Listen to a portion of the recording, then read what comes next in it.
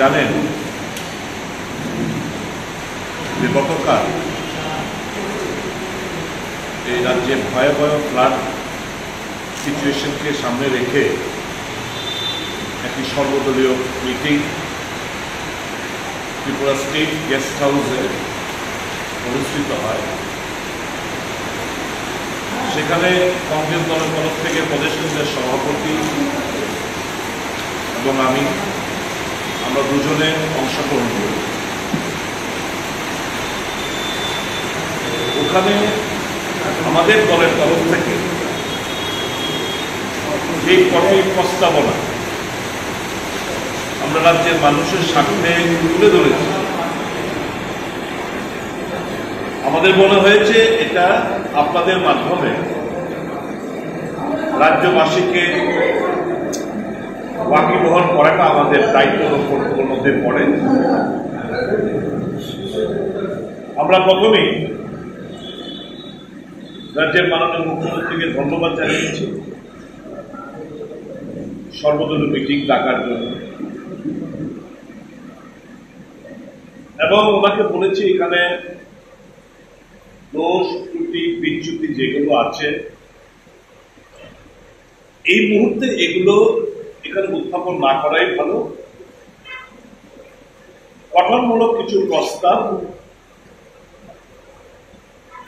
আমাদের দলের তরফ থেকে আমরা দিতে পেরেছি।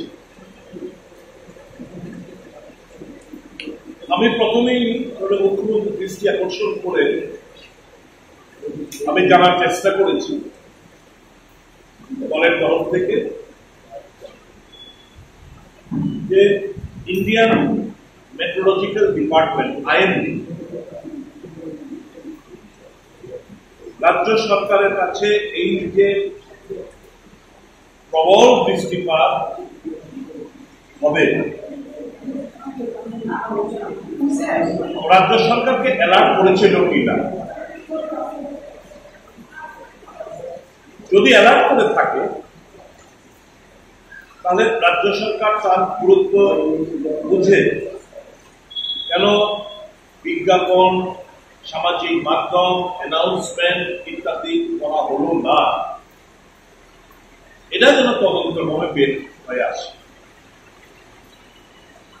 এরকম কোন হঠাৎ করে বৃষ্টি নেমেছে, একটা পূর্বাভাস IMDর তরফ থেকে পূর্বাভাস বলা হয়, রাজ্য সরকারগুলোকে সতর্ক করা হয়। তো সেই সতর্ক বার্তা আমরা রাজ্য সরকার পেয়েছিল কিনা, যদি পেয়ে থাকেন তাহলে কেন অ্যানাউন্সমেন্ট করা হলো না, দোষীদের এবং যারা এই কর্তব্যে অবহেলা করেছে তাদের বিরুদ্ধে আইনগত ব্যবস্থা নেওয়ার জন্য আমরা সরকারের দৃষ্টি আকর্ষণ করেছি। এটা করার পর বিগত দিনের অভিজ্ঞতার নিরিখে আমরা প্রস্তাব দিয়েছি যে রাজ্য ভিত্তিক, বিধানসভা ভিত্তিক, মহকুমা এবং প্রয়োজনীয় জেলা ভিত্তিক সর্বদলীয় কমিটিগুলো গঠন করার জন্য, যাতে করে আমরা একটা ওয়াচ ডগের ভূমিকায় আমরা অবতীর্ণ হতে পারি। কোথাও কোনো কেউ যাতে বঞ্চিত না হয়, কেউ কোনো ডিপ্রাইভ না হয়, দলবাজি না হয়, দুর্নীতি না হয়, সেগুলো সুনিশ্চিত করার জন্য আমরা এই সর্বদলীয় কমিটি গঠন করার প্রস্তাব আমরা দিয়েছি। 2 নম্বর প্রস্তাব আমরা দিয়েছি যে রাজ্য সরকার কি ইতিমধ্যে একটা প্রাথমিক যে ব্যাপক ক্ষয়ক্ষতি ইনফ্রাস্ট্রাকচারের দিকে হয়েছে, মানুষের জীবনে হয়েছে, সেগুলো সম্পর্কে সরকারের কাছে কোনো সঠিক প্রাথমিক একটা সার্ভে করেছেন কিনা, কোন কোন দপ্তরে কি কি ক্ষয়ক্ষতি হয়েছে, তার পরিমাণ কি। কারণ সেদিনে খবরের কাগজ দেখে বলছি একজন মন্ত্রী উনি দাবি করেছেন যে পাওয়ার এবং এগ্রিকালচারাল সেক্টরে আনুমানিক 600 কোটি টাকার মতো খরচা করা ক্ষতি হয়েছে।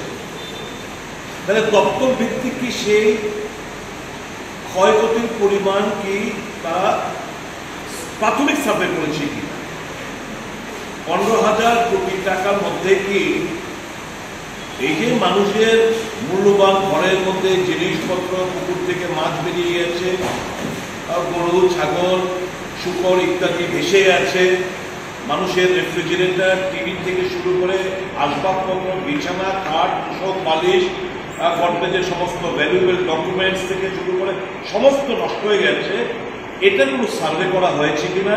যদি সার্ভে না হয়ে থাকে, যাতে এই সর্বদলীয় কমিটি গঠন করার পর প্রত্যেকটি ওয়ার্ডে মিউনিসিপ্যাল এরিয়ার ওয়ার্ড সেক্রেটারি রয়েছে, পঞ্চায়েতের পঞ্চায়েত সেক্রেটারি রয়েছে, ভিলেজ কমিটিগুলোতে সেক্রেটারি রয়েছে, সবাই মিলে মিশে প্রত্যেকটি হাউস টু হাউস ভেরিফিকেশন করে তার যাতে ক্ষয়ক্ষতিটা এটার যেন একটা তালিকা আমরা তৈরি করতে পারি, সেই প্রস্তাবনা আমাদের পক্ষ থেকে দেওয়া হয়েছে। মুখ্যমন্ত্রী ওনার প্রারম্ভিক বক্তব্যে উনি বলেছেন যে রাজ্যে আনুমানিক 15,000 কোটি টাকার ক্ষয়ক্ষতি হয়েছে। এত টাকা যদি ক্ষয়ক্ষতি, আমাদের ধারণা বেশি হতে পারে যদি পাবলিকের এই যে ক্ষয়ক্ষতিটা হয়েছে এটার সঙ্গে যদি আমরা জুড়ে দিতে পারি সার্ভের মাধ্যমে, তাহলে ক্ষয়ক্ষতির পরিমাণটা আরো বাড়বে বলে আমাদের ধারণা।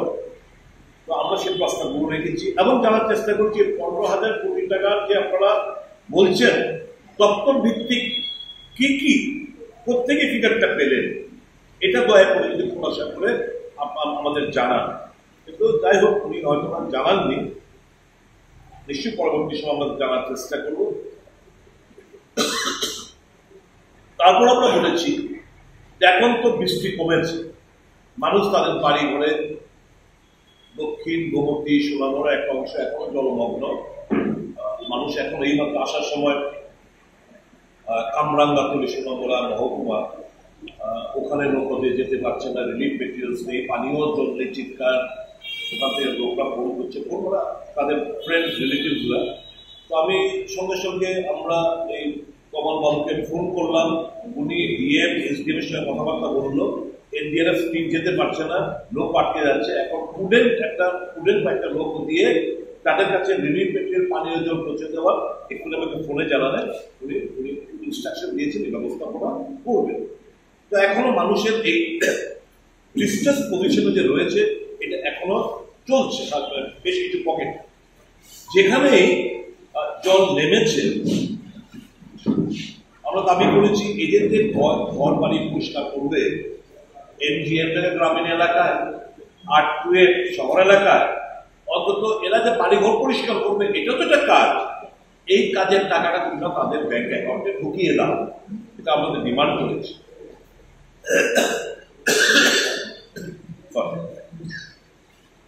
আমরা ডিমান্ড করেছি রাজ্যের মানুষের সাথে ভ্যালুয়েবল ডকুমেন্টস মানুষের নষ্ট হয়ে গেছে, এই ডকুমেন্টসগুলো যখন সার্ভে হবে এই ডকুমেন্টসগুলোর ডুপ্লিকেট কপি যেন সবাই পায়। আধার নষ্ট হয়েছে, পিআরটিসি নষ্ট হয়েছে, বিভিন্ন স্কুলের যারা পাস করে সার্টিফিকেটগুলো নষ্ট হয়েছে, হয়তো কোথাও রাখা ছিল জলে একদম ভেসে গেছে, কোথাও এগুলো নষ্ট হয়ে পড়েছে, এগুলো যেন খুঁজে বের করে এই ডকুমেন্টসগুলো ডুপ্লিকেট প্রদান করা হয়, তা আমরা দাবি জানিয়েছি।